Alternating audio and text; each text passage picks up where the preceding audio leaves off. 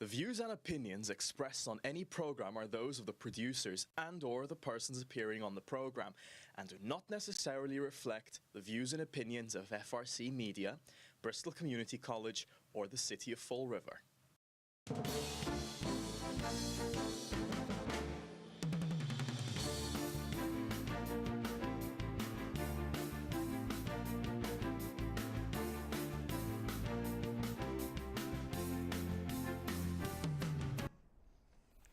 Welcome back to one more show of Table Topics. Thank you, Michelle, for running the studio for us. Yep. And with me here, again, my co-host, John. And we should be called the Miami Vice Kids. Oh, yeah, I know, with huh? that opening. I know, huh? I guess, right? We pretty much have an opening topic today. It's one more day of the year. Yep. Everything's going on. Yep. I posted yesterday online. Happy New Year, taxpayer. Yeah. Because officially we started a new year yesterday. Yeah. No, you're right. You're right. But you know what's funny is I got my tax bill and it was like $20 lower for the quarter. So that's a good thing, right? Yeah. But I'm sure in January or December when you get your new tax bill, it'll go up again. I'm pretty sure. Small period of getting some money back. You sure it's not an error there? No. I looked at my bank account from like 3 months ago and saw it did go down. It was like 740. Now it's 720. Yeah. So yeah, hey, a little bit of money. Maybe it was something that Trump signed and we don't even know. Yeah, I know. A special for Fall River. We can expect anything at this point. That's it. So, very quick, let's go over the purple bag. So far, yeah. I mean, still a few people out there that's still counting on the mayor to cut it. Yeah, I mean, my whole situation, my whole feeling with that is that if you're going to keep the bags, keep them. However, enforce it. They're not going to be able to enforce it, so I'd rather them just get rid of it at this point. Mm-hmm. I know a lot of people don't want to hear that, but it's not fair to you, I, and all these other people that follow the rules and then other people don't. What I find kind of interesting is because you see a lot of people that don't have the bags. I have a neighbor that has been using these bags all along and got a warning. And she thinks that someone put a bag in there, but I'm like, you've followed this all the time. Our whole area has followed this. Other people that are like 3 or 4 houses down don't follow it ever, but you get a thing for a warning. I just don't understand that. Mm-hmm. Maybe they're trying to keep us, the people that have been following the rule, if we slack off, sure they're trying to make sure. Yeah, so I mean, I guess that's fair, right? And with the purple bags, it's one more thing that's been on the media lately is the quality. Yeah. The quality is really terrible. Yeah. So it was something that was told that if they're going to keep it, they're going to have to do a better job on the quality of the bags. And you know, I bought a bag, or you know, what do you call them, a sleeve or whatever, and they're really dark purple now, and they're thick. So maybe they heard them. This was just a couple days I bought it ago, so maybe they finally heard them and they're making them thicker. But I know what you mean. They were getting where you couldn't even tell they were purple anymore. They would look like they were blue at one point. So, so yeah, that's a good thing. You know? One of my clients in North Dartmouth, I have a client that's a vacation house, and they're using it's like a brown. They have dark brown bag. Yeah. And I asked him because he's not even here. He's out of state. He lives out of state, but he has that vacation home. Yeah. And he said, "Oh, we've been buying bags forever. Oh, yeah. I don't remember when they started, but we've been having those forever." Yep. And he's fine with it. Yeah. You know, he's fine. And I believe Dartmouth also has a fee to pick up your trash along with the bags. Mm-hmm. And you know, if you look at Dartmouth too, the town, they have a lot of industry with all those stores there, and they still needed to do this. So, but yeah, they've had that for a while because I have family that live in Dartmouth. This has been going on. You know, they kind of laugh and say, "What's the problem?" You know. So, with the increase that we had for this new budget, with the increase, and plus the $2 million back from the purple bags. This year, a year from now, we're not going to expect only $8 million on the savings. We're going to expect $10 million because it's the 8 plus. And I'm not giving the I think the it's increase. 7. I think it's 7, and it will be 10 like in September, October, you know. But yeah, I just, you know, if you put that $2 million back in the bank or back in a reserve account, all right, that's great. But why aren't we fixing the roads here? That's one thing that needs to be done. The roads are in horrendous shape. Even if you started doing it a little at a time, like the water department did years ago, they started fixing like streets where, you know, the water lines that were like from the 1800s, they were doing that slowly. And over 20 years, then maybe most of them will be fixed, which just happened, you know? Well, if on our personal lives, the way we run it is if I know that I'm going to have a $10,000 savings at the end of the year and I have bills, I will save a little bit, but I will put a lot of money into my bills to get them paid. So we are, the city, it's full of bills. We have everywhere we turn, it's a bill that we have. But the money on the bank, it's a priority. I don't see what is the benefit. And we should have, you know, a reserve account. However, and I believe Sean Kadim brought this up in a council meeting, and I've said it myself. I actually, instead of going, like, if I have to go to, say, Bedford Street, say I want to go to Wendy's there or whatever, I actually don't think of how to get there. I think of what roads they're going to have the least amount of ruts in the road to go with my car. You know what I mean? I look at it, you have a newer car, you're paying a higher car tax, and your car's more apt to get wrecked by the roads. So it's pretty bad when people, and I'm not the only one that said this, I've heard other people say it, and my wife gets mad when I do it. I'm like, no, I can't go this way because I don't want to be like going over the road like 10 miles an hour. If you do that, everybody's blowing their horn at you to drive like 90 miles an hour and over. So that's pretty bad that citizens think this is the way I should go because the roads are less severe or whatever, you know. But anyway, that's my thinking. And the funny thing is, I mean, since I have the Chevrolet,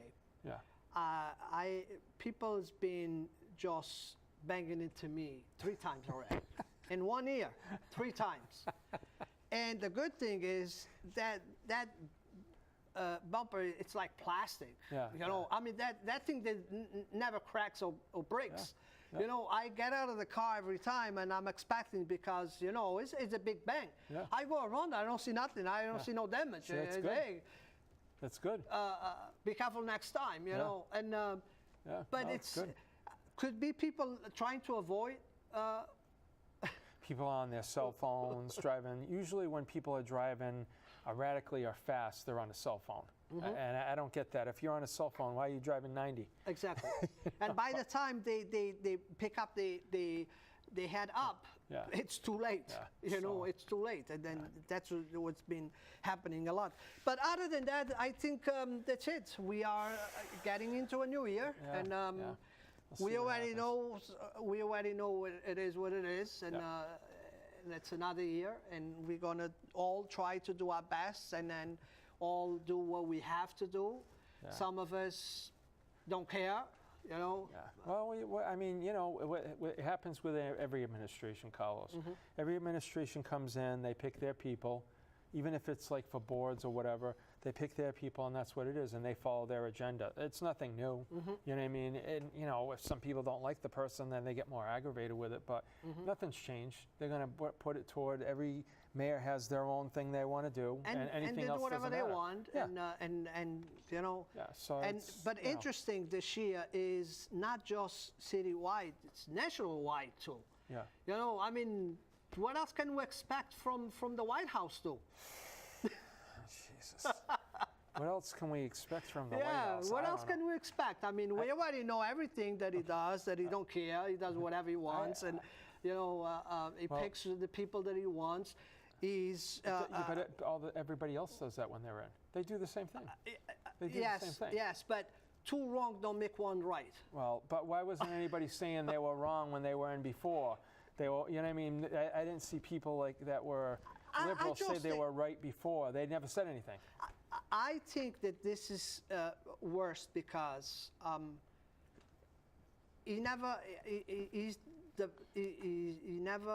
nobody's better. Okay. He does everything the better way. Okay. Every decision that he makes is the best decision. No other president ever went there. I'm the one. I'm the greatest. Well, number one, Hispanic unemployment, black unemployment, the lowest they've ever been. Nobody can say that. So I'm going to say that. That's been on the news. That's the lowest it's been, okay? Okay. Unemployment itself is lowest. It's been on the news. Yep. It's been on the news. Correct. But just because it's been on the news, that doesn't mean it's right and it's true. No, that is true, because that stuff is coming from the because we can bring her home. We can bring her home. Is those numbers in Fall River happening? Let's put it this way, right? Let's look at what happened over a year and a half ago. Consumer confidence has gone up like this. Look at in Fall River, the housing prices that have gone. I'm seeing houses now for over like 300,000 or like 280. I don't understand what is the confidence. Yeah, I don't understand what's the confidence, because guess what? We've been hated by countries that were never haters before. So those add to those that were already hating us before. They were all taking advantage of us. You don't think China was taking advantage of the U.S.? Hold on. You don't think China was taking advantage of the U.S.? All our jobs went there. Now what's happening is China's losing jobs because they go into cheaper markets like Vietnam and Cambodia and all these places. But our trade deals, we're sending everything out of this country. And don't you think if they want to play the same cards that he's playing, that we're going to lose too? They demonetized their money. China did that. They lowered their money. So basically our money's up here, their money's down here, so their product's always cheaper. Their tariffs are a lot higher than ours. These countries, their tariffs are so high that you don't want to buy an American car. And do you want to blame them that we open dollar stores in every street? We're going to blame them? We cannot blame them. No, I'm not going to blame people for opening dollar stores, but what's happening is... Because it's like you open, people will come. Yeah. Okay? So it's up to us not to shop there. Yeah. But if you put one store versus another store, you're going to see who has more customers than another. But again... You can't go to a store and buy clothes with it not being American. You can find one of these little shops, but most of the clothes stores you go to, and you're going to pay through the nose when you go, they're made in foreign countries. So this was all set up. I think we're trying to make a clearer road here to say, hey, you know what? We got to go back and look at some of these trade deals. This is not fair. If I was selling you something for like $600, right, and then you wanted to sell me something back for like $550, and I'm like, yeah, that's fine, but no, we're not going to do that. You need to pay me more money. That's what they're saying. One thing that I'm being seeing on this administration is, and we know that, and we had talked about this on this locally. Yeah. The administration that's in power don't see things happen. Things happen when they leave office and the work they did, then you see results for. This is the first administration that I see the guy, it's on for ear. Wow, everything's doing good. Great. Remember when the election happened? That night in November, everybody said it was going to be the end of the country. The stock market's going to go down. The unemployment rate's going to go high. We're a year and a half later and it's still okay. Well, right? Now, if you listen to the media, that's what happened. They were trying to tell everybody that. So I look at things different. Maybe after 6 months or a year, it's still the prior person's economy. I'll give you that. I don't believe it. But now we're going into the second year. You know what I mean? I just, that's how I look at it. I just, I look at it a different sense. That I just think that he puts out there, if I put out there that I'm the best guy in Fall River, and I do everything the best, nobody knows how to do it, nobody knows how to negotiate stuff for my neighborhood, nobody knows to do everything that I do, I'm the best. So everybody's going to say, hey, Carlos is the best. Carlos do this, Carlos do that. If you do a lot of things that you said you're going to do, I'll call you the best too. Anybody that does half of what they say they'll do, I'll call them the best, because people weren't doing anything. People were doing nothing. And then he plays, oh, don't hate me, don't hate me. You guys are hating me. You guys don't like me. No, I mean, you are the one that's setting up the bed for yourself. You know, when you, and again, and the way he's being treated different was because from the day that he went down those scale, that ladder scale, he wants to be different from the others. Yeah. He wants people to see him different from the others. Yeah. And from day one that he came out that he was going to run for office, he's been different from the others. And he asked for. And it worked. He asked for. If it's working, I don't know. Yeah, he didn't. I don't know if it's working. What did he ask I cannot say now that it is because he's still in office. And until he leaves office, I cannot say that it's bad or not.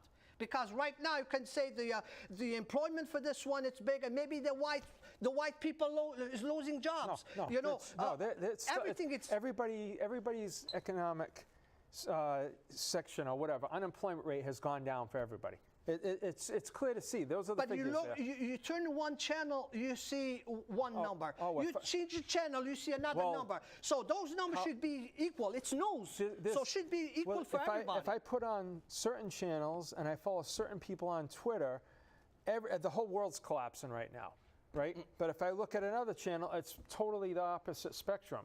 So I try to look at it. It's a little bit of both. Yes, really. But when you turn a channel and you say that was a terrible accident in a school, one person got shot. Yeah. You turn that TV from number 1 to number 400, you're going to see one person got shot at this school. Yep. Okay, so it's not different numbers. That's news. Yeah. Okay, when you turn the channel, doesn't matter what channel it is. You turn the channel, and this one is showing one number, the other one showing another number. That's lies. No, I don't care which one's They coming all from. admit that these unemployment rates are the lowest they've been. They all admit that, whether they want to admit it or not. I hear that on all of them.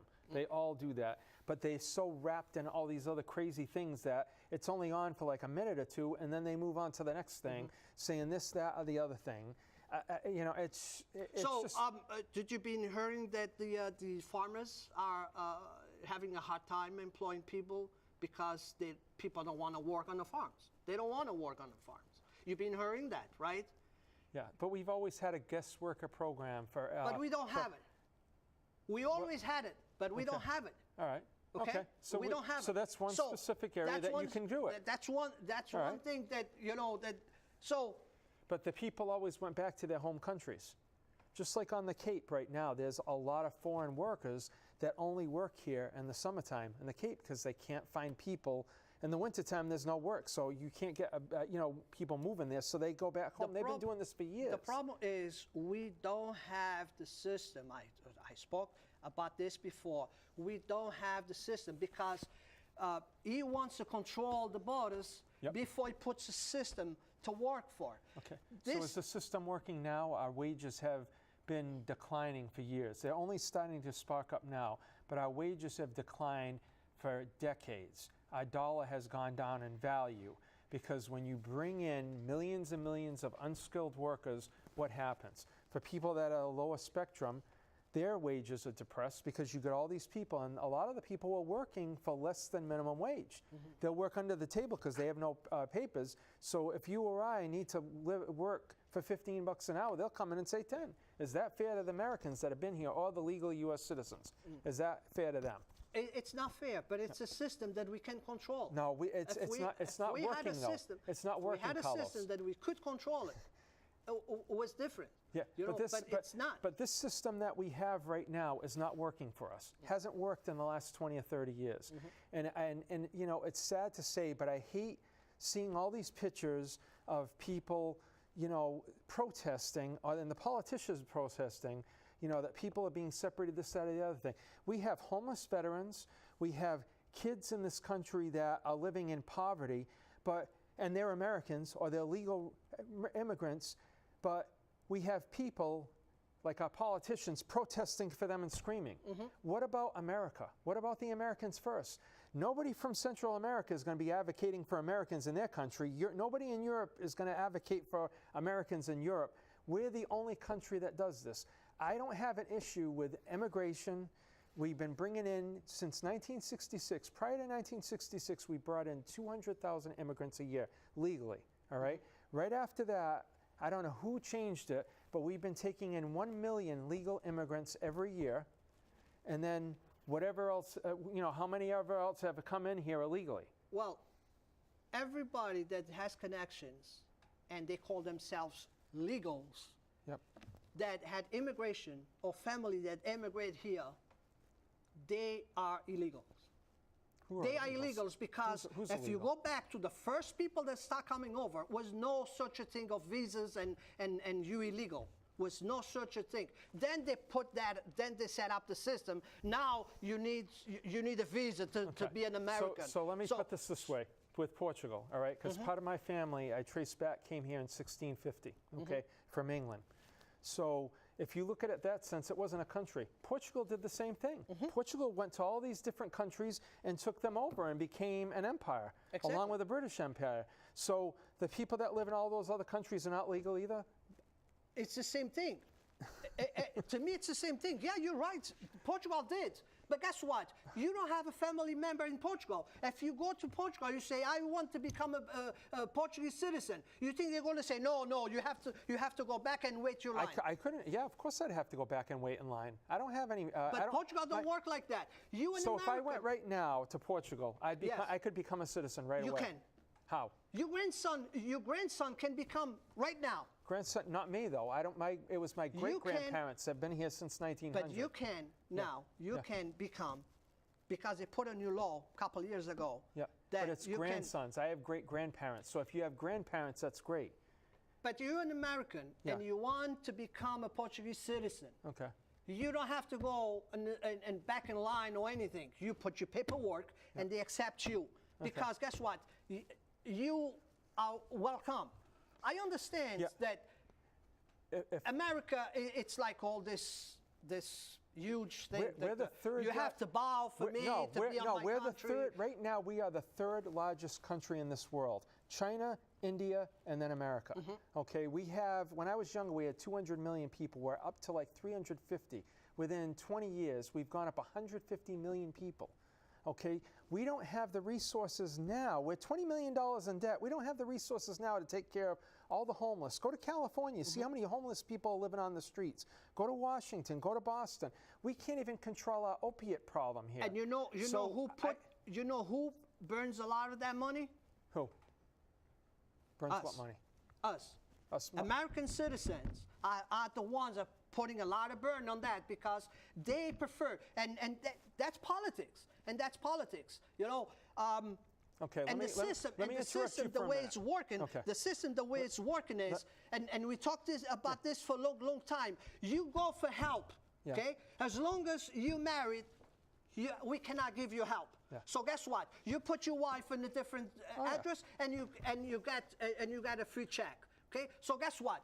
Those Americans are contributing for those $20 billion in deficit. But you know what, Carlos, it's like you. You have 2 kids, right? You're going to do whatever you do for your 2 kids. But if you have another kid that comes in there and they start taking advantage of you, you're going to go, hey, get out of here, right? So we can only deal, we have this many people here now, we have to deal with them before we bring anybody else in. You know, if you come in legally, you're showing me that you have the resources. That's what you have to do to England and all these countries. You have to show that you have the resources. Canada is the same way. You have to show you have a year worth of resources to live there. You know, so why is it any different here? You know, we have people that have come in from these countries, right? They're trying to track down the family. They put the parent in Michigan. They put the parent in New York. They put this kid here.